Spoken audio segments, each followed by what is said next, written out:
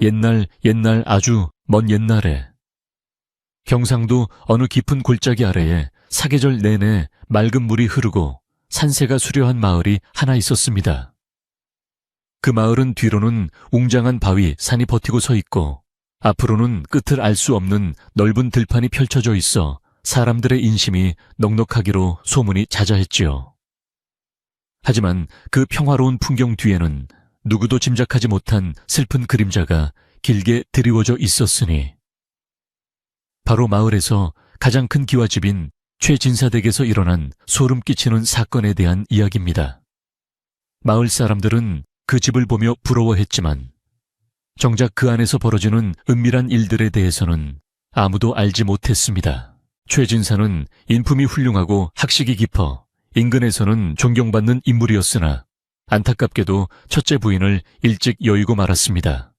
부인은 눈에 넣어도 아프지 않을 아들 도윤을 남겨둔 채 모진 병마를 이기지 못하고 세상을 떠났는데 그녀가 숨을 거두기 직전 마지막으로 당부한 것은 어린 아들이 무사히 장성하여 가문을 잇는 것이었습니다. 최진사는 아내를 잃은 슬픔에 잠겨 한동안 집안일을 돌보지 못했지만 홀로 남겨진 어린 아들을 생각하며 다시 마음을 다잡아야 했습니다. 그리하여 집안의 안주인 자리를 비워둘 수 없다는 주변의 권유에 따라 새로운 부인 한 씨를 들이게 되었습니다. 새로 들어온 부인 한 씨는 처음에는 죽은 부인의 아들인 도윤을 친자식처럼 아끼는 듯 행동하며 집안 사람들의 신망을 얻었습니다. 그녀는 얼굴이 곱고 말씨가 부드러워 최진사도 그녀를 깊이 신뢰하게 되었고 집안의 모든 대소사를 그녀에게 맡기기에 이르렀습니다. 하지만 한 씨의 마음속에는 남들이 알지 못하는 시커먼 욕심이 독버섯처럼 자라나고 있었으니 그것은 바로 최진사의 막대한 재산과 가문의 권위를 오로지 장차 태어날 자신의 핏줄에게만 물려주겠다는 독한 결심이었습니다. 그녀는 겉으로는 미소를 지었지만 도윤을 바라보는 눈빛에는 차가운 서리가 내려앉아 있었습니다. 세월이 흘러 한 씨는 드디어 아들을 낳게 되었고 그날부터 그녀의 태도는 눈에 띄게 달라지기 시작했습니다. 자신의 친아들이 태어나자 한 씨는 도윤을 가문의 걸림돌이자 눈엣가시처럼 여기게 되었으며 어떻게 해서든 그를 제거할 궁리를 하기 시작했습니다. 최진사가 관직일로 집을 비우는 날이 많아지자 한 씨는 본격적으로 도윤을 핍박하기 시작했고 어린 도윤은 영문도 모른 채 어머니라 부르던 여인의 싸늘한 박대를 견뎌야 했습니다.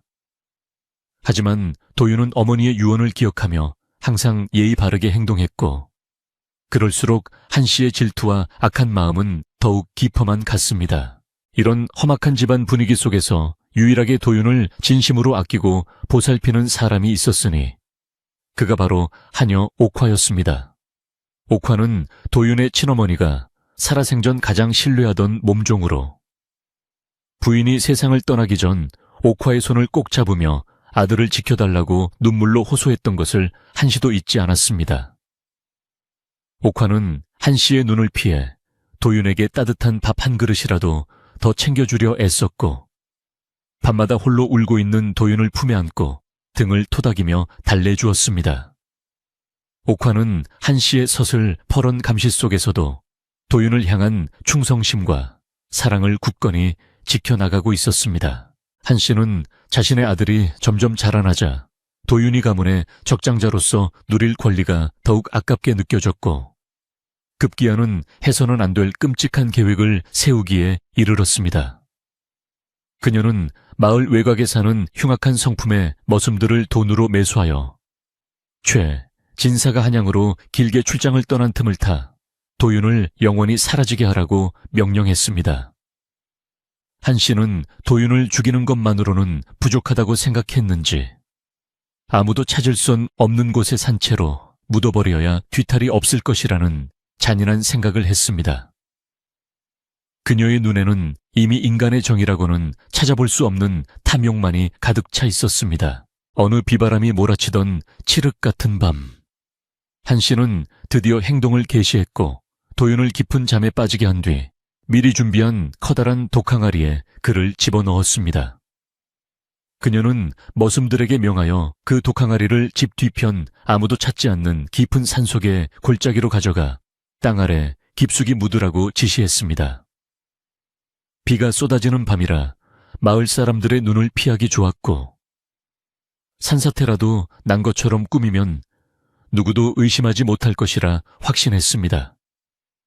무거운 독항아리를 든 머슴들은 빗길을 뚫고 산으로 향했고 그 뒤를 한씨의 차가운 웃음소리가 따라가는 듯 했습니다. 하지만 하늘이 도우셨는지 옥화는 그날 밤 무언가 불길한 예감을 느끼고 한씨의 방 근처를 몰래 살피고 있었습니다.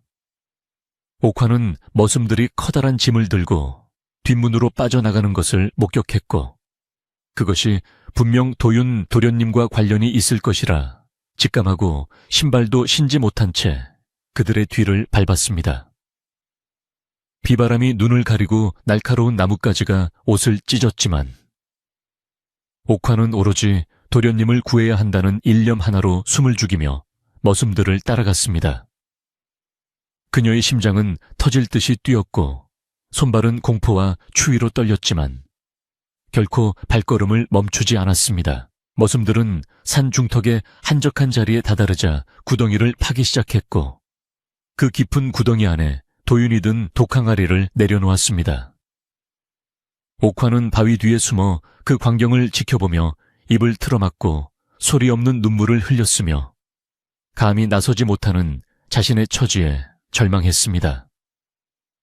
머슴들이 흙을 덮고 대충 흔적을 지운 뒤 산을 내려가자 옥화는 그들이 완전히 시야에서 사라질 때까지 기다렸다가 미친 듯이 구덩이로 달려갔습니다.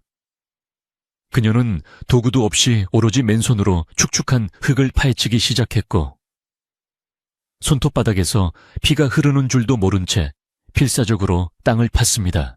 마침내 차가운 독항아리의 표면이 손끝에 닿자 옥화는 온 힘을 다해 항아리 뚜껑을 열었고 그 안에는 창백한 얼굴로 숨을 헐떡이는 도윤이 누워 있었습니다. 다행히 공기가 조금 남아있어 목숨은 붙어 있었지만 조금만 늦었더라면 어린 생명은 차가운 땅 밑에서 영영 눈을 감았을 것이 분명했습니다. 옥화는 도윤을 항아리 밖으로 조심스럽게 꺼내어 자신의 품에 안았고 그의 가슴에 귀를 대어 가느다란 심장 소리를 확인하고 나서야 안도의 한숨을 내쉬었습니다. 그녀는 지금 이 자리에서 도윤을 데리고 도망치지 않으면 두 사람 모두 죽게 될 것임을 직감했습니다. 옥화는 정신을 차리고 도윤을 등에 업은 뒤 진사대과는 정반대 방향인 험준한 산맥을 향해 걷기 시작했습니다. 그녀는 마을로 내려가면 한씨의 감시망에 걸릴 것이 뻔했기에 오로지 짐승들만이 다니는 험로를 택해 밤새도록 산을 넘고 또 넘었습니다.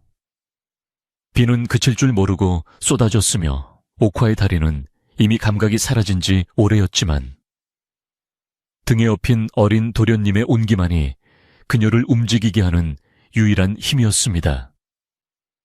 옥화는 속으로 몇 번이고 다짐했습니다. 도련님, 제가 죽는 한이 있어도 당신만은 반드시 살려내어 훗날 가문의 이름을 되찾게 하겠습니다. 날이 밝아올 무렵 옥화는 멀리 최진사댁에 흔적이 보이지 않는 낯선 상이슬기에 도착했고 그곳에서 잠시 숨을 돌리기로 했습니다. 그녀는 도윤의 젖은 옷을 벗겨 자신의 마른 옷으로 감싸주었으며 도중에 챙겨온 비상식량을 조금씩 떼어 그에게 먹였습니다. 정신을 차린 도윤은 겁에 질려 울먹였지만 옥화는 인자한 미소를 지으며 이제는 괜찮다고 자신이 끝까지 지켜주겠노라고 약속했습니다.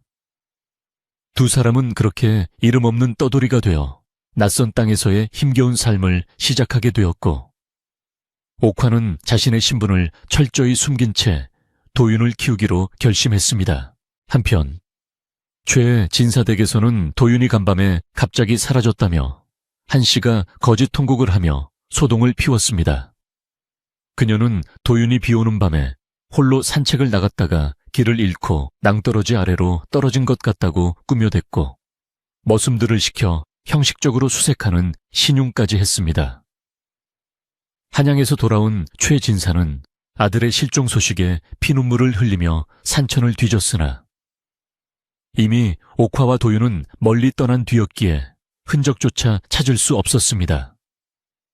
한 씨는 속으로 쾌재를 부르며 최진사를 위로하는 척했지만 그녀의 마음은 이미 가문의 모든 권력을 장악했다는 승리감으로 가득 차 있었습니다. 마을 사람들은 최진사 댁의 불행에 대해 수군거리기 시작했고 어떤 이들은 한 씨의 눈빛이 예사롭지 않다며 의심의 눈초리를 보내기도 했습니다. 하지만 집안의 실권을 쥔 한 씨의 위세에 눌려 누구도 감히 입 밖으로 진실을 꺼내지 못했고 시간이 흐르면서 도윤의 이름은 사람들의 기억 속에서 점차 희미해져 갔습니다. 최진사는 아들을 잃은 슬픔에 몸져 누웠다가 겨우 일어났으나 예전의 기력을 되찾지 못한 채 늘 멍하니 산 너머를 바라보며 한숨을 쉬곤 했습니다.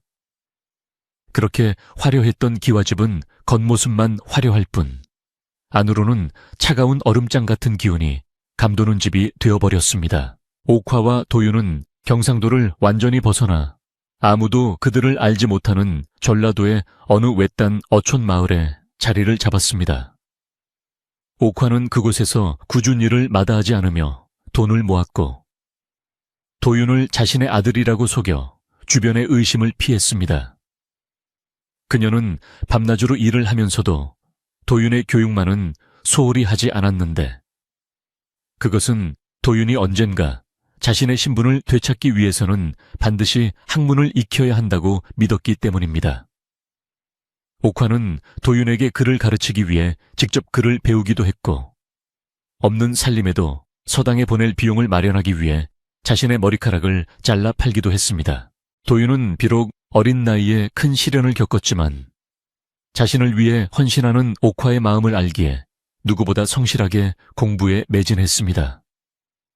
그는 옥화가 왜 자신을 그토록 엄하게 교육하는지, 왜 가끔 밤마다 서쪽 하늘을 보며 눈물을 짓는지 다 이해하지는 못했지만 그녀를 어머니처럼 따르며 존경했습니다. 도윤은 총명하여 한 번 배운 것은 절대 잊지 않았고 그의 학문적 성취는 날이 갈수록 높아져 마을 사람들도 그를 기특하게 여기게 되었습니다. 옥화는 도윤이 자라는 모습을 보며 죽은 부인에 대한 죄책감을 조금씩 씻어낼 수 있었고 가슴속 깊이 복수의 칼날을 갈았습니다. 세월은 화살처럼 흘러 어느덧 20년이라는 긴 시간이 지났고 작고 가냘팠던 어린 도련님 도윤은 이제 늠름한 청년으로 성장했습니다. 그의 눈빛은 맑고 깊었으며 신중한 언행 속에는 기품이 서려 있어 비록 누더기를 입고 있어도 그 비범함은 감출 수 없었습니다. 옥화는 이제 백발이 성성한 노파가 되었지만 도윤을 바라보는 눈빛만큼은 여전히 20년 전 그날 밤처럼 단단하고 굳건했습니다. 그녀는 이제 도윤에게 진실을 말해줄 때가 가까워졌음을 느꼈고 그가 과거 시험을 보기 위해 한양으로 떠나기 전 모든 것을 밝히기로 마음먹었습니다. 어느 보름달이 밝게 뜬 밤 옥화는 도윤을 정좌시키고 그동안 가슴속에만 묻어두었던 최진사 댁의 비극과 한 씨의 악행을 하나도 빠짐없이 이야기해 주었습니다. 도윤은 자신이 하녀의 아들이 아니라 경상도 유력 가문의 적장자였다는 사실과 자신을 죽이려 했던 계모의 잔인한 행동에 큰 충격을 받았습니다. 하지만 그는 분노에 휩싸이기보다 오히려 담담하게 옥화의 손을 잡으며 그동안 자신을 살리고 키워준 그녀의 은혜에 눈물로 감사를 표했습니다. 도윤은 이제 자신의 운명을 바로잡고 옥화의 억울함과 충성을 세상에 알리겠다고 맹세했습니다. 도윤은 옥화가 정성껏 마련해준 보따리를 메고 과거를 보기 위해 한양으로 향했으며 그 길은 단순한 출세의 길이 아니라 빼앗긴 자신의 삶을 되찾기 위한 여정이었습니다. 그는 길을 걷는 내내 옥화가 들려준 이야기를 되새기며 정의가 살아있음을 증명하리라 다짐했습니다. 옥화는 마을 어귀까지 따라 나와 도윤의 뒷모습이 보이지 않을 때까지 서 있었으며 신령님께 빌고 또 빌었습니다. 부디 우리 도련님이 무사히 뜻을 이루어 가문의 원한을 풀게 해주시고 악한 자들이 벌을 받는 세상을 보여주소서. 도윤이 떠난 후 마을은 다시 고요해졌지만 옥화의 가슴속에는 폭풍전야와 같은 긴장감이 감돌았습니다. 그녀는 도윤이 반드시 급제하여 돌아올 것이라 믿어 의심치 않았고 그동안 자신은 최 진사댁 근처로 돌아가 상황을 살펴야겠다고 생각했습니다. 옥화는 20년 만에 다시 경상도로 발걸음을 옮겼으며 그곳에서 변해버린 세상과 여전히 권세를 누리고 있는 한씨 일가의 실태를 파악하기 시작했습니다. 그녀는 노파로 변장하여 최 진사댁 근처를 배회하며 정보를 수집했고 한씨가 저지른 또 다른 악행들을 하나씩 알아내기 시작했습니다. 최 진사댁의 소식은 암울하기 그지없었는데 한씨의 아들은 방탕한 생활을 일삼으며 집안의 재산을 탕진하고 있었고 최 진사는 이미 기력을 잃고 방 안에만 틀어박혀 지낸다는 것이었습니다. 한씨는 여전히 집안을 공포로 다스리며 자신의 지위를 지키기 위해 혈안이 되어 있었고 마을 사람들은 그녀의 악독함에 혀를 내두르면서도 보복이 두려워 아무 말도 못하고 있었습니다. 옥화는 이러한 상황을 지켜보며 도윤이 돌아올 날만을 손꼽아 기다렸습니다. 진실이 밝혀지는 날, 저 기와집의 가식적인 평화는 산산조각이 날 것임을 그녀는 알고 있었습니다. 도윤은 한양에 도착하여 치러진 과거 시험에서 압도적인 실력으로 장원 급제를 하였고 그의 답안지는 임금님의 마음을 단번에 사로잡았습니다. 임금은 도윤의 총명함뿐만 아니라 그의 눈에 서린 남다른 기계와 정의감을 높이 평가하여 그에게 특별한 임무를 맡기기로 결정했습니다. 그것은 바로 전국을 돌며 탐과 놀이의 부정을 척결하고 백성들의 억울함을 풀어주는 암행어사의 직분이었으니 이는 도윤에게 자신의 가문을 구하고 원수를 갚을 수 있는 최고의 기회였습니다. 도윤은 임금 앞에 엎드려 성은에 보답할 것을 굳게 맹세했습니다. 임금으로부터 암행어사를 상징하는 마패와 유척을 하사받은 도윤은 화려한 관복을 벗어 던지고 다시 낡은 선비의 옷으로 갈아입었습니다. 그는 자신의 신분을 철저히 숨긴 채 고향인 경상도를 향해 길을 나섰으며 가슴속에는 20년 전 독항아리에 갇혔던 그날의 차가운 기억과 옥화의 따뜻한 품을 동시에 품고 있었습니다. 바람을 타고 전해지는 고향의 흙내음이 그의 코끝을 스쳤고 도윤은 이제 곧 시작될 진실의 심판을 위해 호흡을 가다듬었습니다. 드디어 20년의 긴 기다림이 끝나고 정의의 발걸음이 최 진사댁을 향해 움직이기 시작했습니다. 옥화는 무거운 발걸음을 옮기며 20년 만에 다시 고향 마을의 어귀에 섰습니다. 세월은 무정하게 흘러 예전에 곱던 얼굴은 간데없고 깊은 주름만이 얼굴에 가득했지만 마을을 감싸고 도는 저 멀리 바위산의 웅장한 기세만은 예나 지금이나 변함이 없었습니다. 그녀는 마을로 들어가는 작은 오솔길을 내려다보며 도윤 도련님을 등에 업고 필사적으로 도망치던 그날 밤의 차가운 빗줄기와 무서운 천둥 소리를 떠올렸고 가슴 한구석이 아릿해지는 통증을 느끼며 천천히 마을 안으로 발을 내디뎠습니다. 이제 그녀의 머리칼은 하얗게 샜지만 그때의 공포와 결심은 어제 일처럼 생생하게 살아나 그녀의 온몸을 휘감았습니다. 마을의 분위기는 20년 전과는 사뭇 달랐는데 예전에 활기차고 정겹던 공기는 사라지고 왠지 모를 무겁고 가라앉은 기운이 집집마다 낮게 깔려 있었습니다.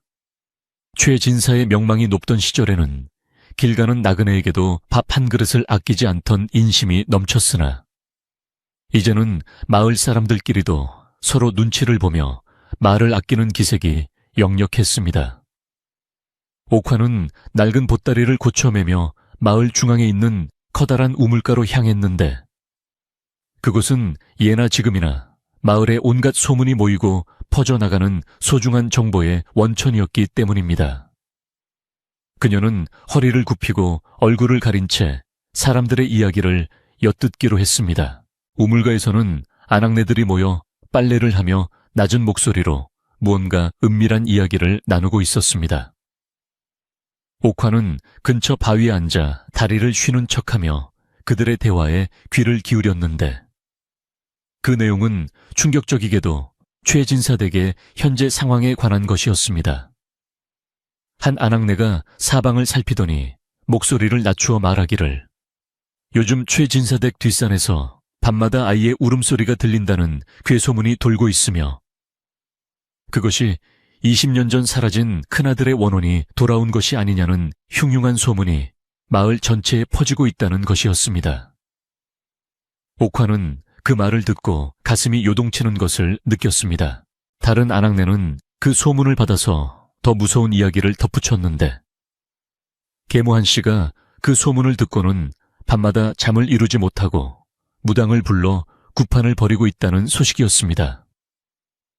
한 씨는 집안의 실권을 잡은 뒤로 자신의 친아들인 치원을 앞세워 마을 사람들의 논밭을 강제로 빼앗다시피 했고 그 원성이 하늘을 찌르고 있어 마을 사람들은 내심 그 집안에 재앙이 닥치기를 바라고 있는 듯 보였습니다.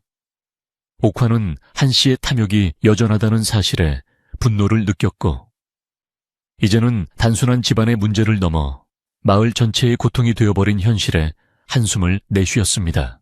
이때 마을 길목에서 화려한 비단옷을 입은 한 청년이 아나무인 격으로 말을 타고 나타나 우물가를 지나갔는데 그가 바로 한 씨의 아들인 치원이었습니다. 그는 길을 비키지 않는 노인에게 채찍을 휘두르며 호통을 쳤고 그 오만한 태도는 마치 온 마을이 자신의 발 아래에 있는 것처럼 행동했습니다. 옥화는 그 청년의 얼굴에서 한 씨의 잔인한 눈매를 발견하고 몸서리를 쳤으며 도윤, 도련님이 겪어야 했던 고통의 대가가 저런 자의 호사로 이어지고 있다는 사실에 피눈물이 났습니다. 치원이 지나간 자리에는 먼지와 함께 마을 사람들의 깊은 원망만이 가득 남아 있었습니다. 옥화는 마을 변두리에 허름한 주막에 자리를 잡고 하룻밤을 묵기로 했습니다. 주막 주인이 가져다 준 거친 보리밥을 보며 그녀는 다시금 복잡한 생각에 잠겼는데 어떻게 하면 도윤 도련님이 안전하게 마을에 입성하여 진실을 밝힐 수 있을지 고민이 깊어졌습니다. 그때 주막 구석에서 홀로 술잔을 기울이던 한 노인이 옥화를 유심히 바라보더니 조용히 다가와 앉았습니다. 그는 과거 최진사 댁에서 정원을 돌보던 김노인이었는데 비록 세월이 흘러 서로의 모습은 변했지만 옥화의 깊은 눈매만큼은 그가 기억하고 있는 그대로였습니다. 김노인은 옥화의 곁으로 바짝 다가앉으며 주위를 살핀 뒤 아주 낮은 목소리로 입을 열었습니다. 자네, 옥화가 아니던가 죽은 줄로만 알았던 사람이 어떻게 살아서 얘까지 왔는가. 옥화는 깜짝 놀라 입을 막았으나 김노인의 따뜻하고 걱정 어린 눈빛을 보고는 경계심을 풀었습니다. 김노인은 마을에서 일어나는 모든 일을 알고 있었고 특히 한 씨가 도윤을 제거하려 했던 그날 밤의 의심스러운 정황을 가슴속에 묻어두고 살아온 몇 안 되는 양심적인 인물이었습니다. 그는 옥화의 등장이 마을에 큰 폭풍을 몰고 올 것임을 직감하고 있었습니다. 김노인은 옥화의 손을 꼭 잡으며 신중하게 한마디를 던졌습니다. 지금은 바람이 차고 사나우니 부디 내 숨결을 깊이 숨기고 때를 기다려야 하네. 이 말은 옥화에게 큰 경종을 울렸는데 서두르다가 자칫 도윤의 목숨이 다시 위태로워질 수 있다는 경고였습니다. 노인은 한 씨가 이미 마을 곳곳에 자기 사람들을 심어두어 낯선 이의 출입을 감시하고 있으며 특히 예전에 초의 진사댁에서 일하던 사람들을 극도로 경계하고 있다는 사실을 알려주었습니다. 옥화는 김노인의 조언을 가슴 깊이 새기며 자신의 계획을 더욱 정교하게 다듬기로 결심했습니다. 다음 날 옥화는 얼굴에 검댕을 묻히고 더욱 누더기 같은 옷을 입어 완벽한 거인으로 변장했습니다. 그녀는 최진사댁의 담벼락을 따라 걸으며 집안의 동태를 살폈는데 웅장한 대문 안쪽으로 들려오는 한 씨의 날카로운 목소리는 여전히 하인들을 닥달하고 있었습니다. 예전에는 꽃향기가 가득했던 마당에는 이제 잡초가 무성하고 어두운 그림자가 져 있었으며 최진사가 머무는 사랑채는 적막감만이 감돌아 마치 주인이 없는 집처럼 느껴졌습니다. 옥화는 담 너머로 보이는 낡은 곳간을 보며 도윤 도련님과 숨바꼭질을 하던 행복했던 시절을 떠올리며 눈시울을 붉혔습니다. 한편 한 씨는 마을에 도는 괴소문 때문에 극도로 예민해져 있었습니다. 그녀는 자신의 방에서 측근 머슴들을 불러 모아놓고 혹시라도 마을에 수상한 선비나 낯선 청년이 나타나면 즉시 자신에게 보고하라고 엄명을 내렸습니다. 그녀는 20년 전 그 독항아리가 정말로 땅속에 그대로 있는지 확인하고 싶은 충동을 느꼈으나 혹시라도 누군가에게 목격될까봐 차마 발을 떼지 못하고 있었습니다. 그녀의 마음속에는 죄책감보다는 자신의 안위를 걱정하는 비겁한 두려움이 가득했고 그 두려움은 곧 주변 사람들에 대한 더 큰 폭력과 압박으로 표출되었습니다. 한 씨의 아들 치원은 어머니의 불안감을 비웃으며 마을 청년들을 모아 사냥을 나가는 등 더욱 기고만장하게 행동했습니다. 그는 최진사의 재산을 제 것처럼 휘두르며 기생집을 드나들었고 아버지가 병석에 누워있음에도 문안 인사조차 제대로 하지 않는 불효를 저질렀습니다. 마을 사람들은 그런 치원을 보며 최진사 가문의 운명이 다했다고 수군거렸고 진정한 적장자인 도윤 도련님이 살아있다면 결코 이런 일은 일어나지 않았을 것이라며 탄식했습니다. 옥화는 이러한 민심의 흐름을 놓치지 않고 차곡차곡 기억 속에 담아두며 복수의 시간을 기다렸습니다.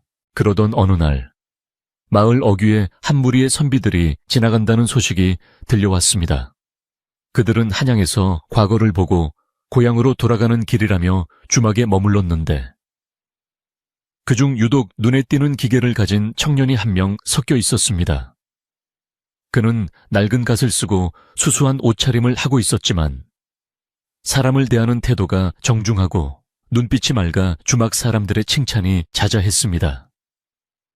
그 청년은 마을의 형편을 꼼꼼히 물으며 백성들의 고통을 경청했는데 그가 바로 신분을 숨기고 마을에 잠입한 암행어사 도윤이었습니다. 도윤은 옥화와 약속한 대로 조심스럽게 움직이고 있었습니다. 도윤은 주막에서 만난 사람들에게 최 진사댁의 내력을 묻는 척하며 한 씨와 치원의 악행에 대한 증거를 수집했습니다. 사람들은 처음에 경계했으나 도윤의 진심 어린 태도에 마음을 열고 그동안 당했던 억울한 일들을 하나둘씩 털어놓기 시작했습니다. 땅을 빼앗긴 농부, 매를 맞고 쫓겨난 머슴, 그리고 한 씨의 농간으로 가산을 탕진한 상인들의 이야기가 도윤의 귀에 들어왔습니다. 도윤은 주먹을 꽉 쥐며 분노를 사겼고 임금님께 받은 마패의 무게가 평소보다 훨씬 더 무겁게 느껴졌습니다. 그는 이제 심판의 날이 머지않았음을 직감했습니다. 옥화는 밤늦게 주막 뒷마당에서 도윤과 몰래 접선했습니다. 달빛 아래 마주한 두 사람은 서로의 손을 잡으며 무언의 위로를 나누었는데 옥화는 도윤의 늠름한 모습을 보며 비로소 안도의 한숨을 내쉬었습니다. 그녀는 도윤에게 김노인의 조언을 전달하며 한 씨가 현재 매우 불안한 상태에 있으니 조금만 더 자극하면 스스로 무너질 것이라고 조언했습니다. 도윤은 옥화의 충성심에 다시 한번 감동하며 결코 서두르지 않고 완벽한 증거를 포착하여 한 씨 일가를 일벌백계 하겠다고 다짐했습니다. 두 사람의 그림자가 달빛 아래 길게 늘어지며 비장한 기운을 뿜어냈습니다. 다음 날 아침, 마을에는 더 큰 소동이 일어났습니다. 최 진사댁 때문에 누군가 20년 전 죽은 부인의 이름이 적힌 서찰을 붙여놓은 것이었습니다. 그 서찰에는 하늘이 알고 땅이 아는 죄악은 결코 가릴 수 없으며 잃어버린 보석이 제자리로 돌아오리라 는 섬뜩한 경고문이 적혀 있었습니다. 한 씨는 그 서찰을 보고 실성한 사람처럼 소리를 지르며 하인들을 매질했고 집안은 아수라장이 되었습니다. 이것은 도윤이 한 씨의 심리를 압박하기 위해 던진 첫 번째 승부수였으며 마을 사람들은 드디어 정의의 심판이 시작되려나 보다며 술렁이기 시작했습니다. 한 씨는 서둘러 관가에 포졸들을 불러 마을을 이 잡듯이 뒤지게 했고 수상한 자는 무조건 잡아 가두라고 명령했습니다. 하지만 도윤은 이미 마을 사람들의 비호 아래 안전한 곳에 숨어 있었고 오히려 포졸들의 횡포를 목격하며 관아의 부패까지 확인하는 기회로 삼았습니다. 옥화 또한 마을 할머니들 틈에 섞여 한 씨의 일거수일투족을 감시하며 도윤에게 실시간으로 상황을 전달했습니다. 한 씨가 발악하면 할수록 마을 사람들의 마음은 그녀에게서 완전히 돌아섰고 은밀하게 도윤을 돕는 이들이 하나둘씩 늘어갔습니다. 이런 혼란 속에서 최 진사의 건강은 더욱 악화되어 이제는 곡기조차 끊게 되었습니다. 그는 혼수 상태 속에서도 죽은 첫째 부인의 이름과 사라진 아들 도윤의 이름을 애타게 불렀고 그 소리를 들은 한 씨는 분노를 참지 못하고 최 진사의 방에 약을 들고 들어갔습니다. 하지만 그녀가 가져간 것은 약이 아니라 최 진사의 정신을 더욱 흐리게 만드는 독초를 우려낸 물이었습니다. 옥화는 이 광경을 문틈으로 지켜보며 주먹을 불끈 쥐었습니다. 더 이상 지체했다가는 최 진사의 목숨까지 위험할 것이라는 판단이 섰기 때문입니다. 옥화는 즉시 도윤에게 이 사실을 알렸고 도윤은 계획을 앞당기기로 했습니다. 그는 마을에 신망 있는 어른들을 은밀히 불러 모아 자신의 정체를 밝히고 암행어사 마패를 보여주며 협조를 구했습니다. 마을 어른들은 죽은 줄 알았던 도윤이 암행어사가 되어 돌아왔다는 사실에 경악하면서도 감격의 눈물을 흘리며 기꺼이 돕겠다고 약속했습니다. 이제 최 진사댁의 화려한 담장은 정의의 포위망으로 변해가고 있었고 한 씨가 쌓아 올린 탐욕의 성벽은 밑바닥부터 조금씩 균열이 가기 시작했습니다. 마을에는 전운이 감도는 듯한 무거운 침묵이 흘렀고 누구도 큰 소리로 말하지 않았으나 모두가 같은 곳을 바라보고 있었습니다. 사람들은 파티를 하다가도 최 진사댁 쪽을 흘금거렸고 아이들은 부모님의 엄명에 따라 집 밖으로 나오지 않았습니다. 바람조차 숨을 죽인 듯 고요한 오후. 도윤은 낡은 선비옷 속에 마패를 단단히 챙기고 최 진사댁 대문을 향해 천천히 걸어갔습니다. 그의 뒤에는 옥화와 김노인 그리고 진실을 갈구하는 마을 사람들이 거리를 두고 그를 따르고 있었습니다. 도윤이 대문 앞에 서서 문고리를 힘차게 두드리자 안쪽에서 거친 목소리에 머슴이 나와 누구냐며 호통을 쳤습니다.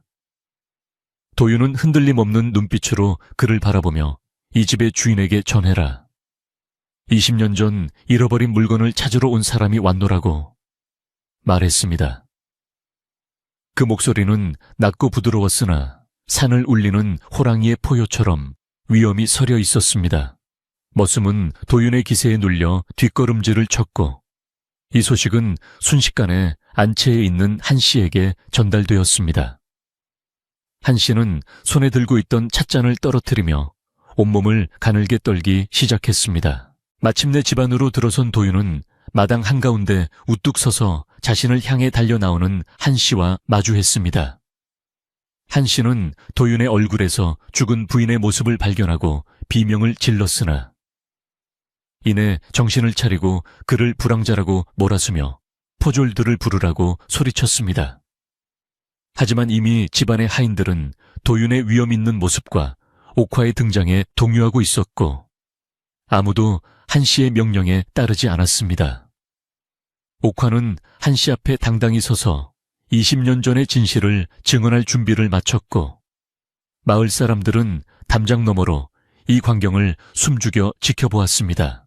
한 씨의 아들 치원이 칼을 뽑아들고 도윤에게 달려들려 했으나 도윤은 눈 하나 깜짝하지 않고 품속에서 번쩍이는 암행어사 마패를 꺼내 들어 보였습니다. 암행어사 출두야 라는 도윤의 외침은 아니었으나 그 마패 하나만으로도 마당에 있던 모든 자들이 무릎을 꿇기에 충분했습니다.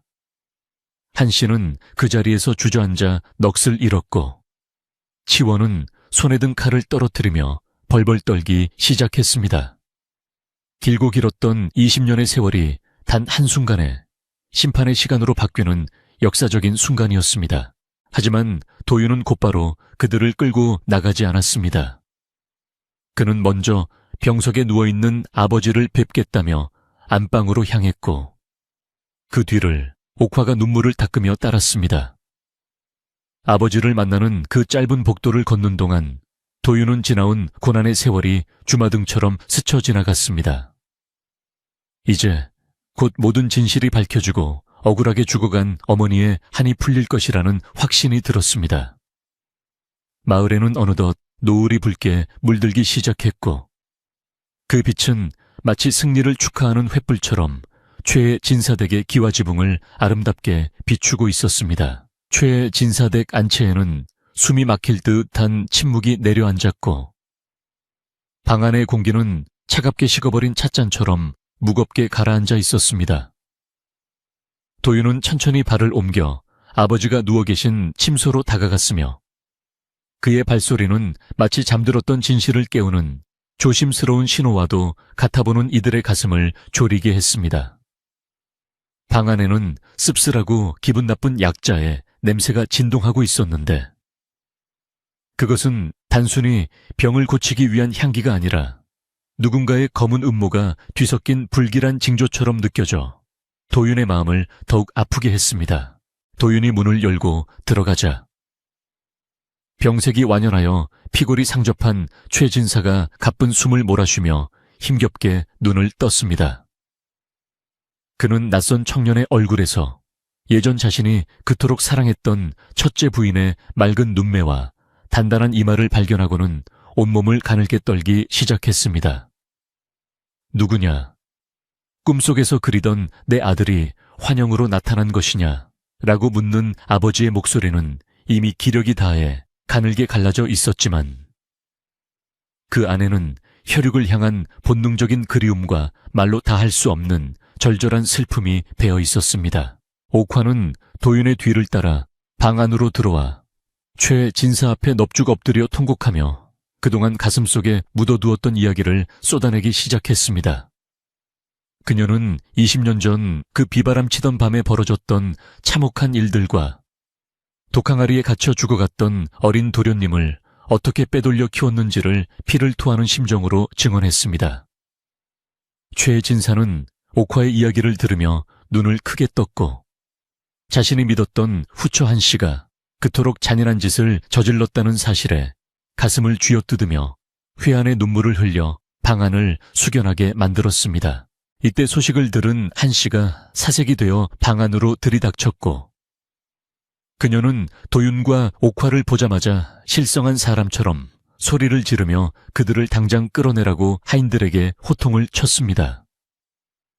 그녀는 도윤을 가리켜 어디서 감히 죽은 사람을 사칭하며 우리 집안을 망치려 드느냐 라며 끝까지 자신의 죄를 부정하고 오히려 적반하장으로 큰 소리를 쳤습니다.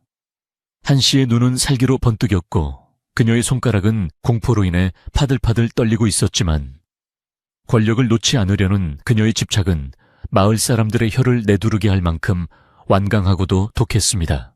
도윤은 한 씨의 고함에도 전혀 동요하지 않고 차분한 눈빛으로 그녀를 바라보며 품속에서 낡은 놀이기에 하나를 꺼내 아버지 최 진색에 건넸습니다.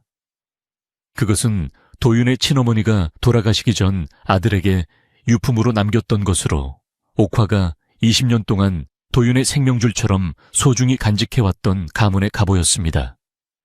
놀이개를 본 최 진사는 그것이 아내의 유품임을 단번에 알아보고 오열했으며 한 씨는 그 물건이 나타나자 더 이상 변명할 말을 찾지 못한 채 입술을 깨물며 뒷걸음질을 치기 시작했습니다. 도윤은 이제 본격적으로 한 씨의 죄상을 밝히기 위해 마을에 명망 있는 의원을 방 안으로 불러들였습니다. 의원은 초에 진사가 마시던 약사발을 면밀히 조사하더니 그 안에서 사람의 정신을 혼미하게 만들고 서서히 목숨을 앗아가는 독초의 성분이 검출되었다고 엄숙하게 선언했습니다. 이 진실이 밝혀지자 방 안에 모인 하인들은 술렁이기 시작했고 그동안 한 씨의 위세에 눌려 입을 닫고 살았던 친모와 머슴들은 하나둘씩 한 씨의 평소 악행을 폭로하며 도윤의 편에 서기 시작했습니다. 상황이 불리하게 돌아가자 한 씨의 아들 치원이 칼을 빼들고 방 안으로 뛰어들어 도윤의 목을 겨누며 어디서 근거 없는 말로 내 어머니를 모함하느냐 라며 위협을 가했습니다. 그러나 도윤은 눈 하나 깜짝하지 않고 치원을 매서운 눈초리로 쏘아보았으며 그의 뒤에 서 있던 옥화는 자식은 부모의 거울이라더니 내 어미의 악랄함을 그대로 물려받았구나 라며 일갈했습니다. 치원의 칼날은 떨리고 있었고 그의 눈에는 이제 분노보다는 정체가 탈로 날까봐 두려워하는 비겁한 공포가 가득 차 있었습니다. 도윤은 하인들을 시켜 집 뒤편의 대나무 숲 근처를 파헤치게 했고 그곳에서 20년 전 옥화가 도윤을 구출하고 남겨두었던 깨진 독항아리의 조각들을 찾아냈습니다. 흙 속에 파묻혀 세월의 이끼가 낀 항아리 조각들은 그날의 비극을 증언하는 차가운 증거물이 되어 햇빛 아래 모습을 드러냈습니다. 마을 사람들은 그 항아리 조각을 보며 소름 끼치는 공포를 느꼈고 한 어린 생명을 산채로 묻으려 했던 한 씨의 잔인함에 치를 떨며 그녀를 향해 비난의 화살을 쏟아붓기 시작했습니다. 이제 집안의 공기는 한 씨를 옹호하던 무리들조차 등을 돌릴 만큼 정의로운 기운으로 가득 찼으며 도윤의 말 한마디 한마디는 비수가 되어 한 씨의 가슴을 찔렀습니다. 도윤은 한 씨에게 인간의 탈을 쓰고 어찌 이토록 모진 짓을 할 수 있었느냐고 물으며 가문의 명예를 더럽히고 아버지를 해치려 한 죄는 결코 용서받지 못할 것이라고 단호하게 말했습니다. 한 씨는 이제 바닥에 주저앉아 머리카락을 쥐어뜯으며 횡설수설하기 시작했는데 이는 그녀의 죄악이 스스로를 갉아먹고 있음을 보여주는 비참한 광경이었습니다. 마을 사람들은 담장 너머로 초의 진사댁의 소식을 전해 들으며 정의가 실현되고 있음에 크게 기뻐했고 도윤이 살아 돌아온 것을 천행으로 여기며 축복했습니다. 어떤 이들은 옥화의 충성심에 감동하여 눈물을 닦았고 또 어떤 이들은 그동안 한 씨 밑에서 고통받았던 세월을 떠올리며 울분을 터뜨리기도 했습니다. 최 진사댁의 소술대문은 이제 욕망의 요새가 아니라 진실이 흐르는 통로가 되었으며 마을 전체가 한마음이 되어 도윤의 다음 행보를 숨죽여 지켜보고 있었습니다. 도윤은 아버지를 부축하여 앉힌 뒤 마을 어른들 앞에서 한 씨가 그동안 조직적으로 저질러온 재산 갈취와 문서 위조의 증거들을 하나하나 제시하기 시작했습니다. 그는 한 씨가 관가의 아전들과 결탁하여 작성한 가짜 토지 대장과 마을 사람들의 논밭을 강제로 빼앗기 위해 휘두른 위협의 기록들을 낱낱이 공개했습니다. 이 기록들이 공개될 때마다 마을 사람들의 분노는 파도처럼 거세게 일렁겼고 한 씨와 그녀의 아들은 이제 마을 전체에 적이 되어갈 곳을 잃고 고립되어 버렸습니다. 밤이 깊어지자 도윤은 마당에 커다란 멍석을 깔고 횃불을 밝혀 마을의 모든 이들이 볼 수 있는 공개 심판의 장을 마련했습니다. 불꽃은 밤하늘을 붉게 물들이며 타올랐고 그 열기는 마치 한 씨 일가의 악행을 태워버릴 기세로 웅장하게 번져 나갔습니다. 옥화는 도윤의 곁을 지키며 그동안 자신이 겪었던 수치와 고통의 시간들을 묵묵히 견뎌낸 모습으로 서 있었으며 그녀의 눈에는 드디어 원한을 갚을 수 있다는 희망의 빛이 서서히 차오르기 시작했습니다. 도윤은 한 씨에게 마지막 기회를 주듯 물었으나 그녀는 끝까지 입을 굳게 다물고 있었고 그녀의 아들 치원만이 목숨을 구걸하며 구차하게 변명을 늘어놓았습니다.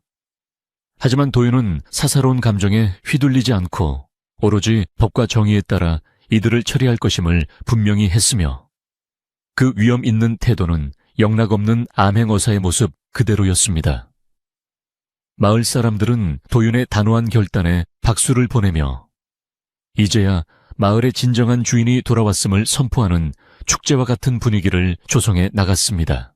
이때 마을 밖에서 말발굽 소리가 요란하게 들리더니 도윤이 미리 연락해두었던 관아의 포졸들이 대거 들이닥쳐 최 진사댁을 포위했습니다. 한씨와 치원은 이제 도망칠 곳이 없음을 깨닫고 절망에 빠졌으며 그들의 오만했던 기세는 온데간데 없이 사라지고 비굴한 모습으로 땅바닥을 기어다녔습니다.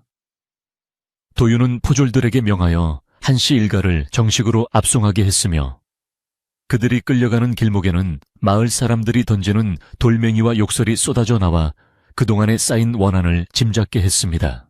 최 진사는 아들의 손을 꼭 잡고 내가 눈이 멀어 너를 지키지 못하고 가문을 위태롭게 했구나라며 통곡했고 도윤은 아버지를 따뜻하게 안아주며 모든 것이 지나간 일이라고 위로했습니다.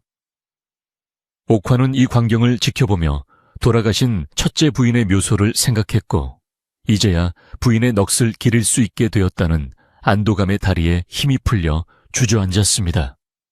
긴 밤은 그렇게 저물어가고 있었고 악인들이 떠난 자리에는 새벽이 오기 전에 서늘하지만 맑은 공기가 감돌아 새로운 시작을 예고하고 있었습니다.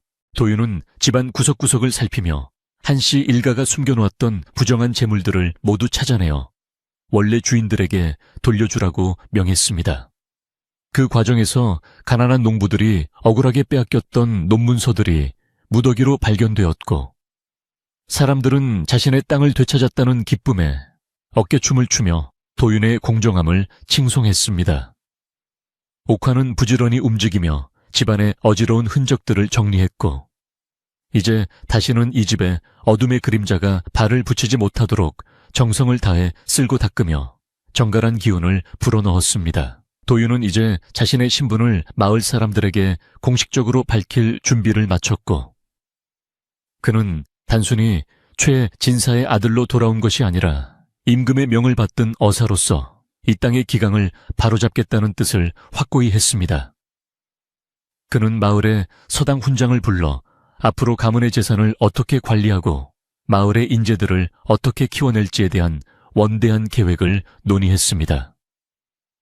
도윤의 목소리에는 미래를 향한 희망과 백성을 사랑하는 마음이 가득 담겨 있었으며 그의 이야기는 마을 사람들의 가슴속에 깊은 울림을 주어 새로운 마을을 꿈꾸게 했습니다. 한씨 일가가 끌려간 관에서는 그들의 죄상이 낱낱이 파헤쳐졌고 그들과 결탁했던 부패한 관리들 또한 줄줄이 체포되어 문초를 받게 되었습니다. 도윤은 한양으로 장계를 올려 이들의 죄악을 상세히 보고했고 임금은 도윤의 현명한 대처와 공정한 심판에 크게 기뻐하며 그에게 더 큰 권한을 부여했습니다. 도윤은 권력을 탐하기보다 오로지 고향의 평화를 되찾는 데 집중했으며 그의 명성은 인근 고을까지 퍼져나가 만인의 귀감이 되는 전설적인 인물로 칭송받기 시작했습니다. 옥화는 이제 하녀가 아니라 집안의 큰어른 다을을 받게 되었지만 그녀는 여전히 소박한 옷차림으로 도윤의 수발을 들며 겸손함을 잃지 않았습니다. 그녀는 도윤에게 도련님, 이제는 마음 편히 주무셔도 됩니다.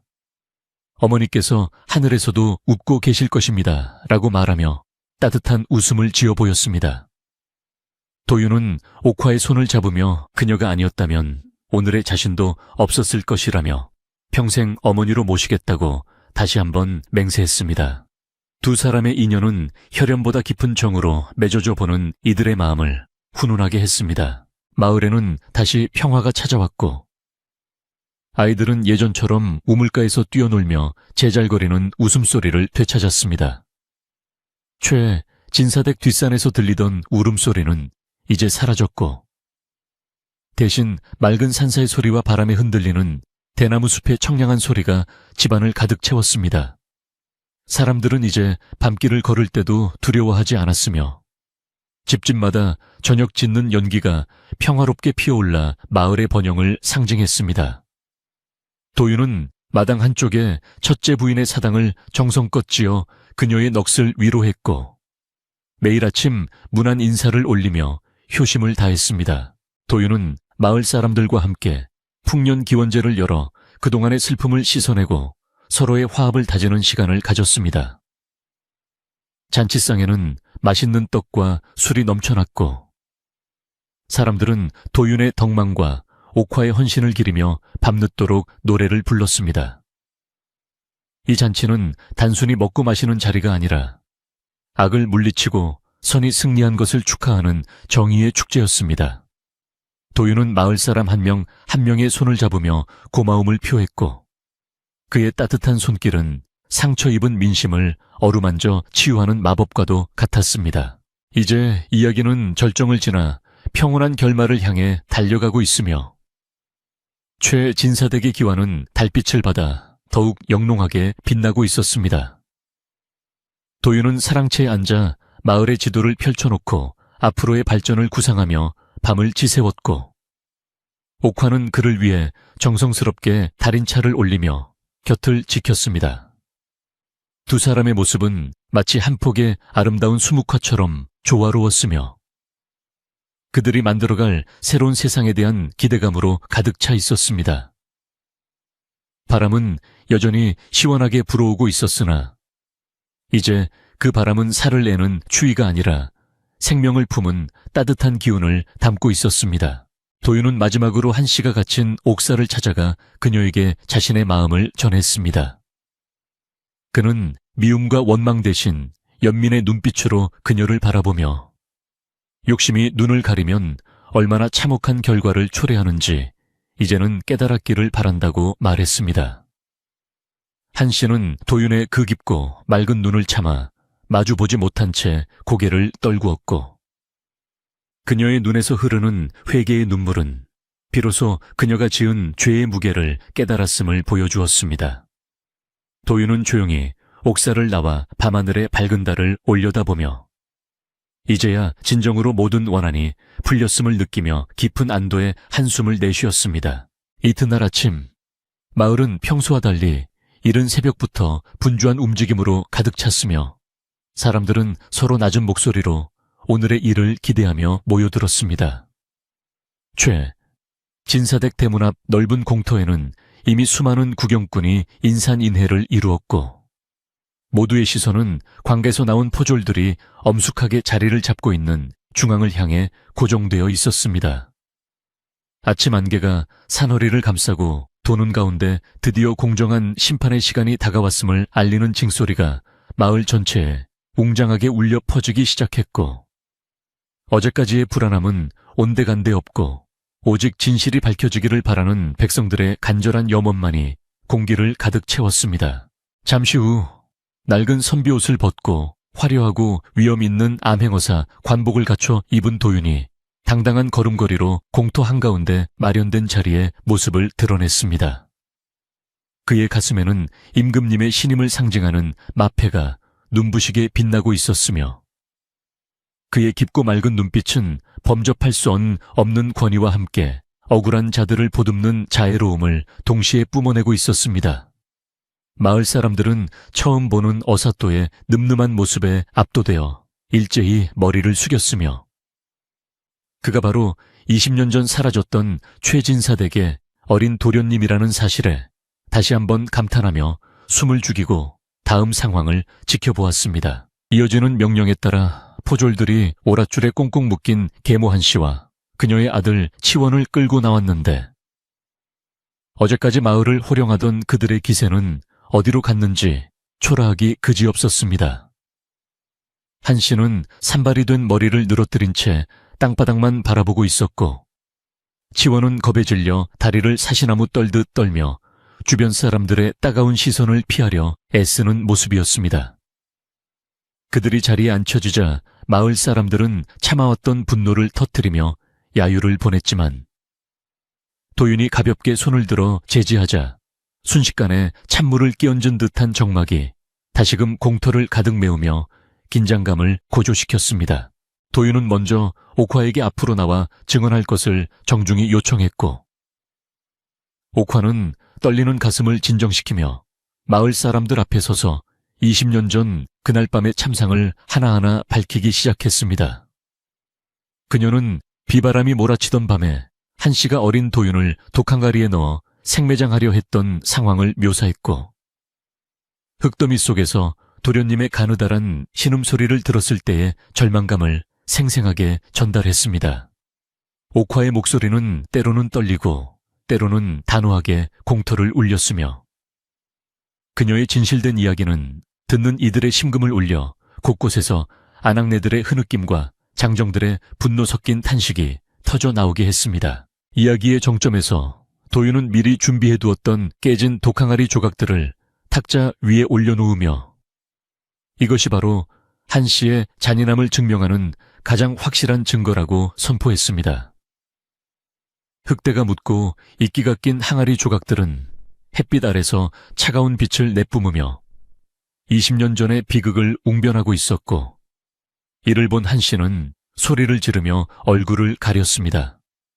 도윤은 한씨를 매섭게 쏘아보며 사람의 생명을 하찮게 여기고 천륜을 저버린 죄, 하늘이 무섭지도 않았느냐고 일갈했으며 그 목소리는 마치 천둥소리처럼 한씨의 고막을 때리며 그녀의 비겁한 양심을 사정없이 파헤치기 시작했습니다. 뒤이어 마을의 의원이 나와 최 진사가 마셔왔던 약탕기에 섞인 독초의 성분을 다시 한번 대중 앞에서 상세히 설명하며 한씨가 남편의 목숨까지 노렸음을 분명히 했습니다. 의원은 이 독초를 장기간 복용하면 정신이 흐려지고 장기가 부패하여 서서히 죽음에 이르게 된다는 충격적인 사실을 폭로했고 이 말을 들은 초의 진사는 충격에 휩싸여 가슴을 움켜쥐었습니다. 마을 사람들은 자신의 남편이자 집안의 주인을 죽이려 한 한씨의 악독함에 치를 떨었고 이제는 누구도 그녀를 동정하거나 변호하려 하지 않았으며 오로지 엄중한 처벌만이 필요하다는 공감대가 마을 전체에 형성되었습니다. 도윤은 여기서 멈추지 않고 한씨와 결탁하여 마을 사람들의 토지를 강제로 빼앗고 문서를 위조했던 관아의 아전들을 불러내어 그들의 죄상을 낱낱이 신문했습니다. 아전들은 어사또의 추상 같은 호령에 겁을 집어먹고 자신들이 한씨에게 뇌물을 받고 저지른 온갖 부정부패를 술술 자백하기 시작했으며 이로 인해 억울하게 땅을 잃고 소작농으로 전락했던 농민들은 눈물을 흘리며 도윤에게 감사를 표했습니다. 비리가 하나씩 밝혀질 때마다 한씨가 쌓아 올린 가짜 권위의 탑은 무너져 내렸고 진실의 빛이 마을 구석구석을 비추며 그동안 쌓였던 어둠과 원한의 찌꺼기들을 깨끗이 씻어내고 있었습니다. 모든 신문이 끝난 뒤 도윤은 임금님으로부터 받은 정원에 따라 한씨와 치원 그리고 부패한 아전들에게 내릴 형벌을 엄숙하게 선포했습니다. 한씨는 천륜을 어기고 살인을 모의한 죄로 평생 변방으로 유배되어 노역을 살게 되었으며 그녀의 아들 치원 또한 가문의 재산을 탕진하고 백성을 괴롭힌 죄로 엄한 벌을 받게 되었습니다. 또한 그들이 부당하게 취득한 모든 재산은 몰수하여 원래 주인들에게 돌려주고 남은 것은 가난한 백성들을 위한 구휼 자금으로 쓰기로 결정했습니다. 판결이 내려지는 순간 공터에는 우레와 같은 박수소리가 터져 나왔고 마을 사람들은 만세를 부르며 정의의 승리를 자축했습니다. 판결이 집행되자 포졸들은 죄인들을 거칠게 몰아 관가로 압송하기 시작했고 한씨 일가가 마을을 떠나는 길목에는 수많은 사람이 모여 그들의 죄악을 비판하며 다시는 돌아오지 말라고 소리쳤습니다. 한씨는 끌려가는 와중에도 자신의 잘못을 뉘우치기보다는 억울하다는 듯 소리를 질렀으나 이제 그 누구도 그녀의 말에 귀를 기울이지 않았습니다.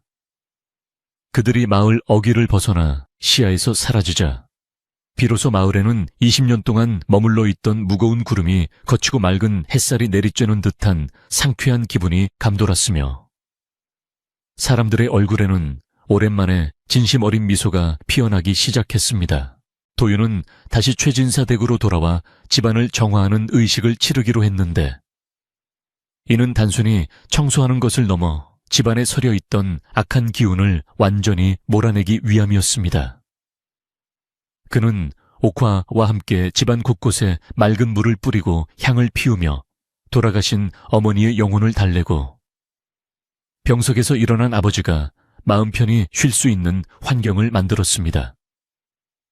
하인들도 이제는 누구의 눈치도 보지 않고 정성을 다해 집안일을 도왔으며 예전에 음산했던 분위기는 사라지고 따뜻하고 화목한 공기가 방마다 가득 차게 되었습니다.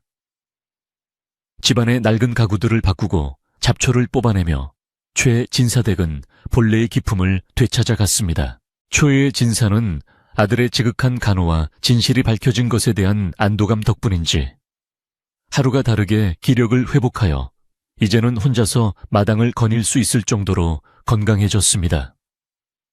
그는 도윤의 손을 잡고 조상들의 위패가 모셔진 사당으로 향해 눈물로 사죄의 절을 올렸으며 자신이 어리석어 집안을 위태롭게 했던 지난날을 깊이 반성했습니다. 최의 진사는 옥화에게도 정식으로 감사의 뜻을 전하며 그녀를 하녀의 신분에서 해방해주고 집안의 귀빈으로 다의할 것을 선포했습니다. 옥화는 극구 사양했으나 도윤의 간곡한 권유에 못 이겨 이제는 당당한 가문의 일원으로서 자리 잡게 되었습니다.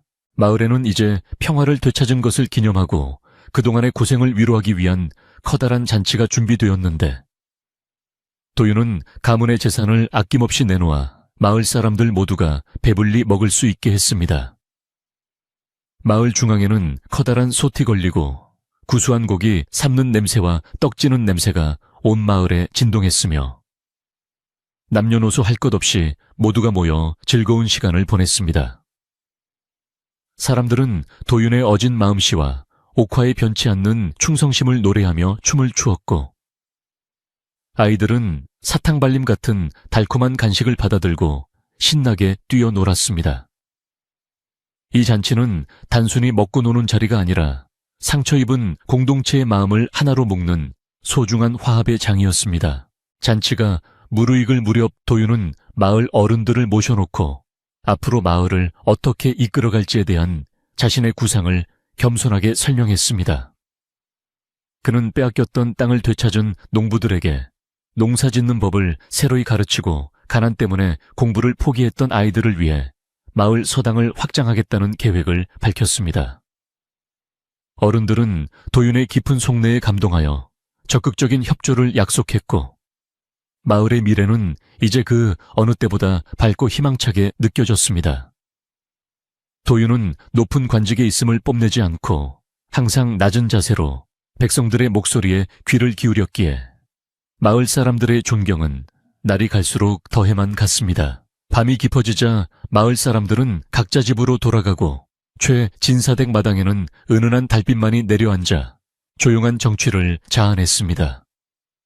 도윤은 옥화와 마주 앉아 따뜻한 차를 마시며 그동안에 고단했던 세월을 회상했는데 옥화는 도윤의 얼굴을 보며 도련님, 이제 정말로 모든 것이 제자리로 돌아왔습니다. 라고 나지막이 말했습니다.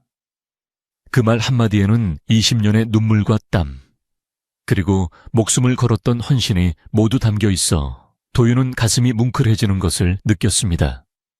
두 사람은 말없이 달을 바라보며 앞으로 다가올 평온한 날들에 대한 기대를 나누었습니다. 다음 날 도윤은 임금님께 그동안의 성과를 보고하고 정식으로 관직에서 물러나 고향을 지키겠다는 뜻을 담은 상소를 올리기로 결심했습니다. 그는 화려한 한양 생활보다 아버지를 모시고 고향 마을 사람들과 함께 어울려 사는 삶이 자신에게 더 큰 가치가 있음을 깨달았기 때문입니다. 임금은 도윤의 효심과 애민 정신을 높이 사서 그에게 고향 마을의 수령직을 맡기며 계속해서 백성들을 돌보아 줄 것을 당부했습니다. 이 소식이 전해지자 마을 사람들은 자신들을 가장 잘 이해하는 분이 고을 원님이 되었다며 축제 분위기에 휩싸였고 마을의 위상은 더욱 높아졌습니다. 이제 최진사댁은 예전의 명성을 되찾았을 뿐만 아니라 인근에서 가장 존경받는 가문으로 거듭나게 되었으며 도윤의 공명정대한 정사는 이웃 고을에까지 소문이 났습니다. 그는 억울한 소송을 명쾌하게 해결해주고 가뭄이나 홍수가 나면 누구보다 먼저 현장으로 달려가 백성들을 구제했습니다. 옥화는 안주인을 대신하여 집안의 살림을 정갈하게 보살피며 하인들에게는 엄격하면서도 자애로운 어머니 같은 존재가 되었습니다.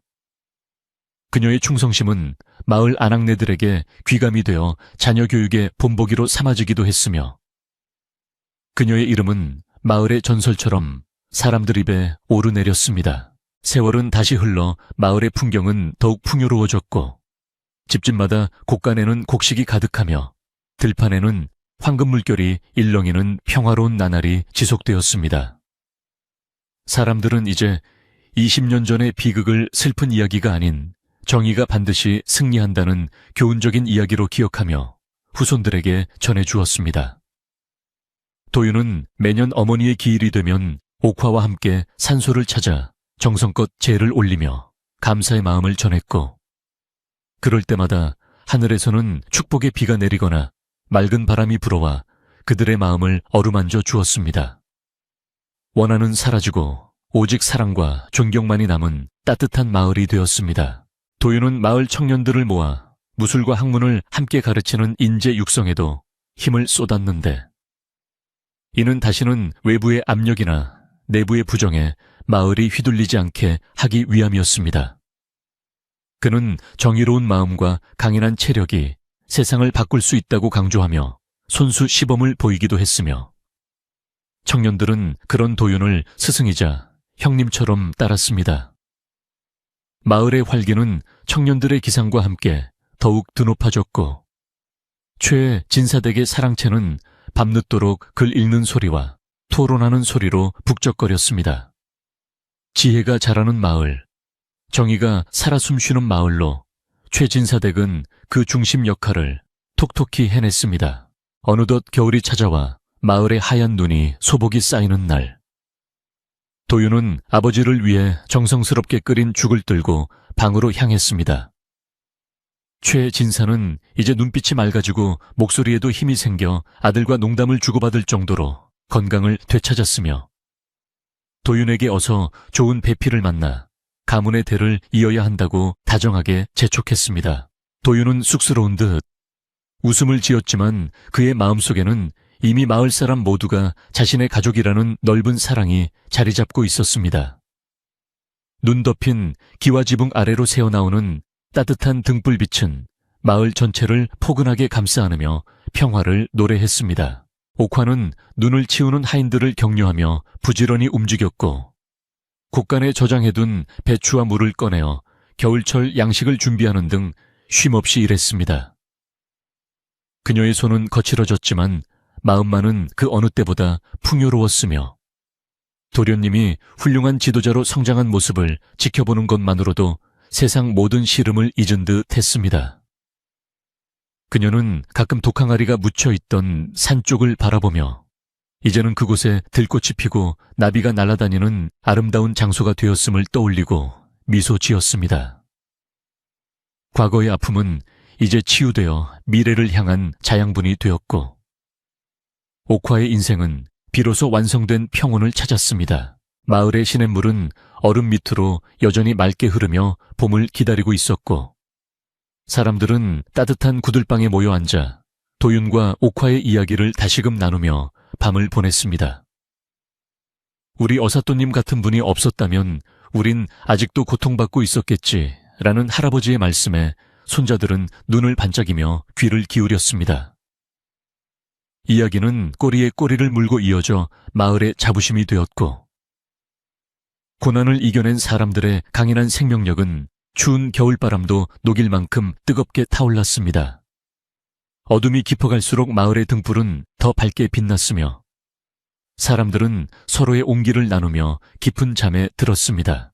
도윤은 서재에서 책을 덮고 창밖에 눈 내리는 풍경을 감상하며 잠시 명상에 잠겼습니다. 그는 자신이 받은 은혜를 어떻게 백성들에게 되돌려줄지 끊임없이 고민했으며 그의 진심 어린 생각들은 마을의 법도가 되고 전통이 되어갔습니다.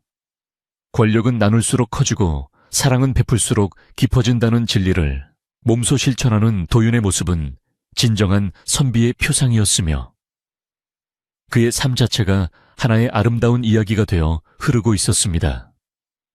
고요한 밤의 정적은 도윤의 깊은 사유를 방해하지 않았고 오히려 그의 마음을 더욱 맑고 단단하게 정련시켜 주었습니다. 마지막으로 도윤은 옥화가 정성껏 마련해준 잠자리에 누워 오늘 하루를 되돌아보며 감사의 기도를 올렸습니다. 저를 지켜준 옥화 아주머니와 믿어준 마을 사람들, 그리고 항상 올바른 길로 인도해 주신 하늘에 감사드립니다라고 속삭이며 그는 서서히 깊은 잠의 세계로 빠져들었습니다. 그의 얼굴에는 더 이상 근심이나 분노의 흔적은 찾아볼 수 없었고 오직 평화로운 미소만이 머물러 있었으며 이는 정의가 승리한 뒤에 찾아오는 진정한 휴식이었습니다. 마을의 모든 집에서 불이 꺼지고 고요함이 내려앉은 밤, 이야기는 이제 마지막 결말을 향해 조용히 흐르고 있었습니다. 겨울이 지나고 어느덧 남쪽에서 불어오는 따스한 바람이 얼어붙었던 대지를 녹이며 파릇파릇한 새싹을 틔우는 화창한 봄날이 찾아왔습니다. 최진사댁의 마당에는 예전에 어두웠던 그림자는 흔적도 없이 사라졌고 담장 너머로 활짝 핀 개나리와 진달래가 집안의 경사를 축하하듯 화사한 빛깔을 뽐내며 마을 사람들을 반겼습니다. 이제 마을 사람들에게 최진사댁은 두려움이나 원망의 대상이 아니라 언제든 찾아가 고충을 털어놓고 따뜻한 조언을 들을 수 있는 마을의 든든한 버팀목이자 안식처로 완전히 자리 잡게 되었습니다. 도윤은 이제 암행어사로서의 임무를 훌륭히 마치고 고향 고을의 형암으로 정식 부임하여 백성들을 살뜰히 보살피는 어진 원님이 되었습니다. 그는 매일 아침 일찍 일어나 마을을 한 바퀴 돌며 농사 형편을 살피고 가난한 이들의 끼니를 걱정하는 등 진정으로 백성과 함께하는 삶을 살았습니다. 도윤의 공명정대한 정사 덕분에 고을에는 송사가 줄어들고 도적이 사라졌으며 사람들은 우리 원님은 하늘이 내리신 보배라며 입을 모아 칭송했습니다. 그의 겸손하고 낮은 자세는 마을 사람들의 마음을 하나로 묶어주는 강력한 힘이 되었고 고을의 번영은 날로 더해갔습니다. 옥화는 이제 집안의 모든 살림을 총괄하는 안주인과 다름없는 대접을 받으며 평온하고 넉넉한 노후를 보내게 되었습니다. 도윤은 옥화를 위해 가장 볕이 잘 들고 따뜻한 별채를 내어주었으며 비단옷과 맛있는 음식을 아낌없이 대접하며 그동안의 녹에 보답하려 정성을 다했습니다. 옥화는 처음에는 몸둘 바를 몰라 하며 평소처럼 부엌일을 도우려 했으나 도윤이 그녀의 손을 꼭 잡으며 아주머니는 제게 목숨을 주신 어머니와 같으니 이제는 부디 편히 쉬십시오 라고 간곡히 청하자 비로소 그의 마음을 받아들여 웃음을 지었습니다. 최진사 또한 아들의 효도와 옥화의 정성, 어린 간호 덕분에 예전의 건강을 완전히 회복하여 이제는 손자 소식을 기다리는 즐거움으로 하루하루를 보냈습니다. 그는 매일 아침 사당에 들러 죽은 첫째 부인에게 가문의 평화를 지켜주어 고맙다는 인사를 올렸으며 옥화에게는 지난날의 무심함을 거듭 사과하며 감사의 뜻을 표했습니다. 최진사는 마을 노인들을 사랑채로 불러 모아 함께 바둑을 두거나 학문을 논하며 여생을 즐겼고 그의 인자한 웃음소리는 담장을 넘어 마을 길까지 기분 좋게 울려 퍼져 지나가는 이들의 마음을 훈훈하게 했습니다. 마을에는 이제 20년 전에 비극적인 독항아리 이야기가 더 이상 슬픈 전설이 아니라 악은 반드시 벌을 받고 선은 보답을 받는다는 희망의 상징으로 전해졌습니다. 부모들은 아이들에게 옥화의 충성심과 도윤의 끈기를 이야기해주며 올바른 사람이 되어야 한다고 가르쳤고, 아이들은 그 이야기를 들으며 정의로운 꿈을 키워나갔습니다. 마을의 서당에서는 도윤이 기증한 책들로 공부하는 아이들의 낭낭한 글 읽는 소리가 끊이지 않았으며, 고을의 앞날은 이 젊은 인재들의 초롱초롱한 눈망울과 함께 밝은 빛으로 가득 차오르기 시작했습니다. 어느 화창한 오후, 도윤은 옥화와 함께 정원을 거닐며 그동안 나누지 못했던 소소한 이야기들을 도란도란 나누는 시간을 가졌습니다. 정원 한쪽에는 옥화가 좋아하던 수국이 탐스럽게 피어 있었고, 그 향기가 바람을 타고 번져 두 사람의 마음을 향긋하게 채워주었습니다. 도윤은 옥화에게, 아주머니, 만약 그날 밤 저를 구해주지 않으셨다면 저는 지금 이 아름다운 풍경을 보지 못했겠지요 라고 말하며 깊은 감사의 눈빛을 보냈습니다. 옥화는 부끄러운 듯 고개를 저으면서도 도윤의 성장을 대견해하며 인자한 미소로 화답했습니다. 도윤은 고을의 발전을 위해 저수지를 정비하고 길을 넓히는 등 장기적인 계획을 세워 하나씩 실천해 나갔습니다. 그는 권력을 남용하지 않고 항상 마을 어른들의 지혜를 빌려 일을 처리했기에 누구 하나 불만을 가지는 사람이 없었으며, 오히려 서로 돕겠다고 발벗고 나서는 이들이 줄을 이었습니다. 고을의 시장은 활기가 넘쳐 인근 고을에서도 상인들이 몰려들었고, 사람들의 주머니는 넉넉해졌으며 마음씨는 더욱 너그러워졌습니다. 고난을 함께 이겨낸 경험은 고을 사람들을 친가족보다 더 끈끈한 유대감으로 묶어주는 소중한 자산이 되었습니다. 최진사댁의 곳간은 항상 열려 있어 흉년이 들거나 형편이 어려운 이웃이 생기면 언제든 곡식을 나누어주는 자비의 장소가 되었습니다. 옥화는 곳간의 열쇠를 관리하며 가장 필요한 곳에 재물이 쓰일 수 있도록 꼼꼼히 살폈고, 그녀의 공정한 나눔은 마을 사람들에게 큰 신뢰를 얻었습니다. 사람들은 옥화를 최진사댁의 살아있는 보살이라 부르며 존경했고, 그녀가 길을 지나가면 누구나 먼저 다가와 인사를 건넸습니다. 옥화는 그럴 때마다 소박하게 웃으며 겸손함을 잃지 않았고, 남을 돕는 일에서 인생의 가장 큰 보람과 행복을 찾았습니다. 이제 고을에는 밤마다 개 짖는 소리조차 평화롭게 들릴 정도로 평온한 기운이 가득 찼으며, 사람들은 더 이상 어둠을 두려워하지 않게 되었습니다. 집집마다 저녁 짖는 연기가 모락모락 피어오르면 마을은 포근한 온기로 감싸였고, 아이들은 부모님의 품에 안겨 도윤 원님과 옥화 아주머니의 영웅담을 듣다가 스르르 잠이 들곤 했습니다. 과거의 상처는 세월이라는 약을 통해 아름다운 흉터로 남았고, 그 흉터는 마을 사람들에게 더 단단하고 깊은 사랑을 일깨워주는 징표가 되었습니다. 평화는 단순히 싸움이 없는 상태가 아니라 서로를 믿고 아끼는 마음에서 온다는 것을 모두가 깨달았습니다. 도윤은 가끔 홀로 뒷산에 올라 마을의 정형을 내려다보며 자신의 초심을 되새기곤 했습니다. 그는 임금님께 받은 마패를 꺼내보며 권력의 무게만큼 책임감도 크다는 사실을 잊지 않으려 노력했고, 항상 백성의 눈높이에서 생각하는 수령이 되겠다고 다짐했습니다. 산 아래로 펼쳐진 평화로운 마을 풍경과 황금빛으로 물들어가는 들판은 그가 지켜내야 할 가장 소중한 가치였으며, 그의 헌신은 고을의 미래를 지탱하는 든든한 주춧돌이 되었습니다. 도윤의 눈에는 미래에 대한 희망과 백성을 향한 무한한 애정이 가득 서려 있어 보는 이들을 안심하게 했습니다. 옥화는 어느덧 머리가 하얗게 새어 노파가 되었지만, 그녀의 눈빛만큼은 도윤을 구하던 그날 밤처럼 여전히 맑고 단단했습니다. 그녀는 매일 아침 도윤의 관복을 정성스럽게 다려주며 그가 고을의 어른으로서 부끄럽지 않은 정치를 하도록 묵묵히 뒷바라지했습니다. 옥화에게 도윤은 단순한 주인이 아니라 자신의 목숨보다 귀한 자식이었고, 그가 백성들의 존경을 받는 모습을 지켜보는 것만으로도 그녀의 인생은 이미 충분히 빛나고 있었습니다. 그녀는 가끔 거울을 보며 자신의 깊은 주름이 헌신과 사랑의 기록임을 느끼며 스스로를 대견하게 생각했습니다.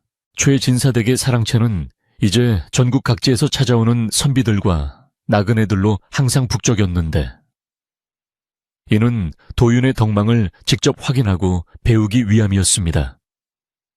도윤은 신분을 가리지 않고 누구에게나 따뜻한 밥상과 잠자리를 제공하며 그들의 이야기에 귀를 기울였고, 그 과정에서 얻은 지식과 정보들을 고을 정사에 활용했습니다.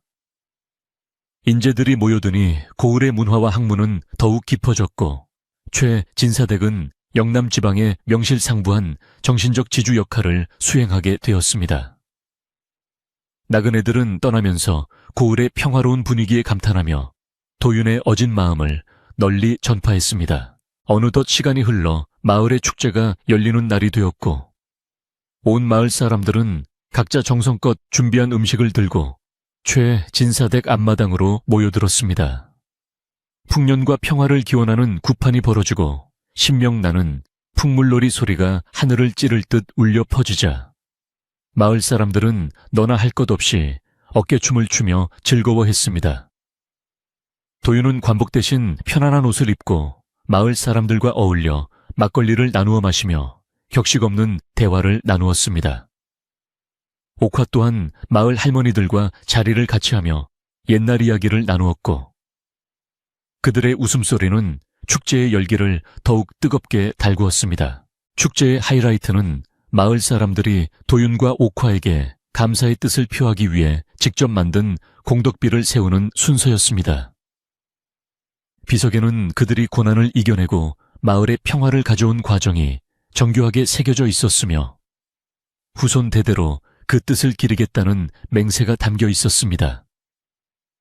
도윤은 겸손하게 사양했으나 마을 사람들의 간곡한 청에 못 이겨 비석 앞에 서서 이 비석은 제가 아니라 여러분이 보여주신 믿음과 용기의 결과입니다 라고 말하며 공을 돌렸습니다.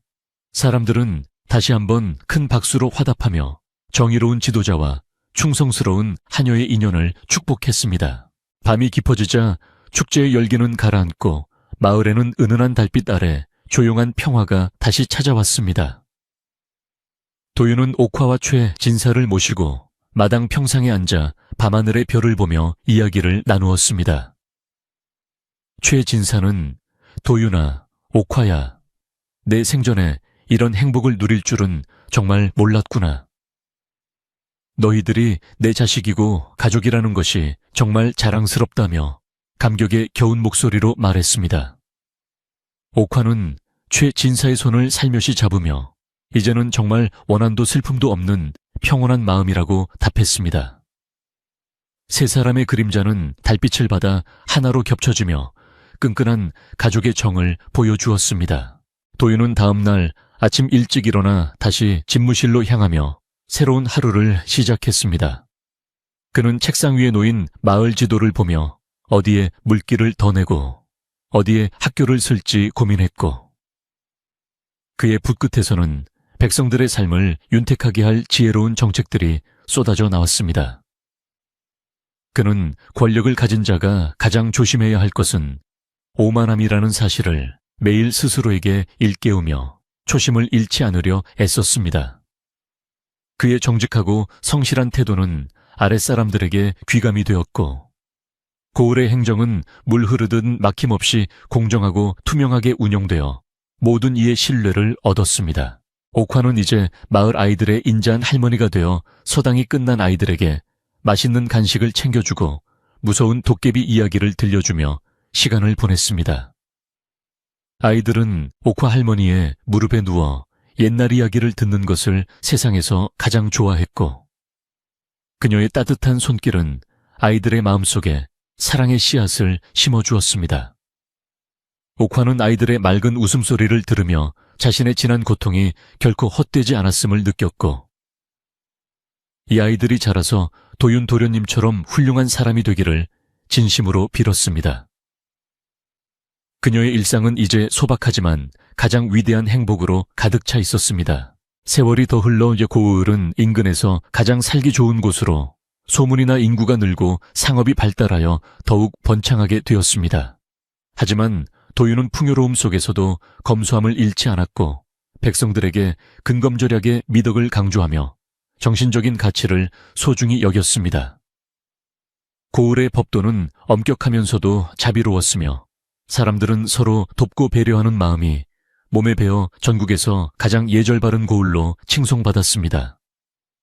도윤의 치세는 후대에 태평성대라 불릴 만큼 완벽한 조화를 이루었으며 그 시작은 한 하녀의 목숨을 건 헌신이었다는 사실이 가슴 뭉클한 전설로 남았습니다. 어느덧 추수 소식이 들려오는 풍성한 가을이 되어 들판은 황금빛으로 출렁이고 산에는 오색 단풍이 아름답게 물들었습니다.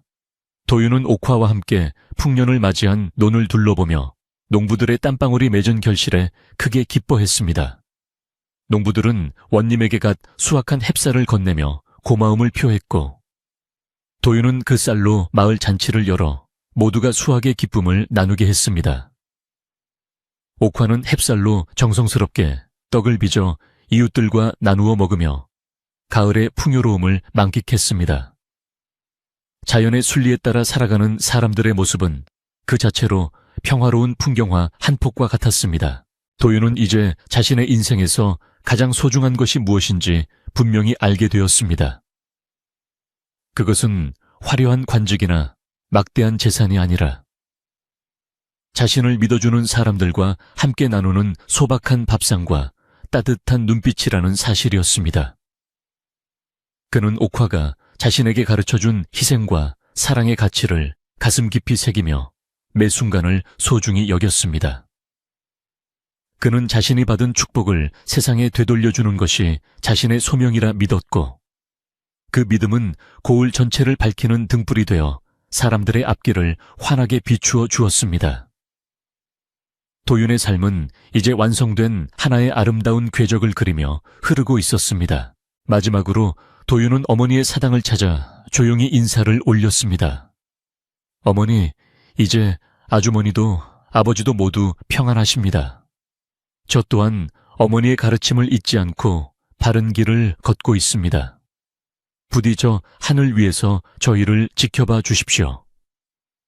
그의 목소리는 바람을 타고 하늘로 올라가는 듯 했고 그 순간 사당 주변에 피어있던 꽃들이 바람에 가볍게 흔들리며 대답하는 듯 했습니다.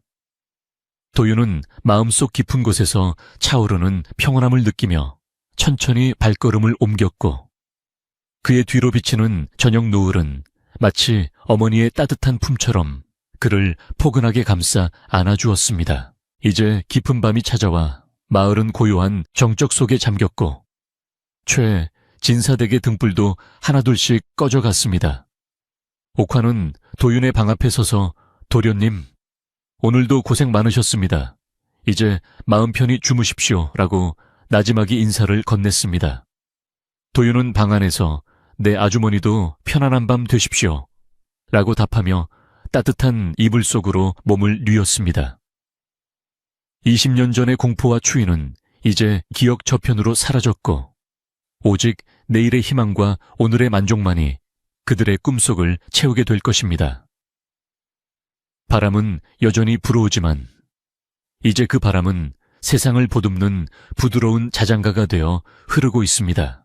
달빛은 기와지붕 위에 내려앉아 은은한 빛을 발하고 마을 사람들은 각자의 보금자리에서 오늘 하루의 보람을 안고 깊은 잠에 들었습니다. 정의가 승리하고 사랑이 가득한 이 이야기는 여기서 마무리를 짓지만 그들이 남긴 따뜻한 마음은 영원히 우리 가슴속에 남아 은은한 향기를 전해줄 것입니다. 이제 여러분도 무거운 짐을 내려놓고 도윤과 옥화가 찾은 그 평화로운 안식처럼 깊고 달콤한 잠에 빠져들 시간입니다.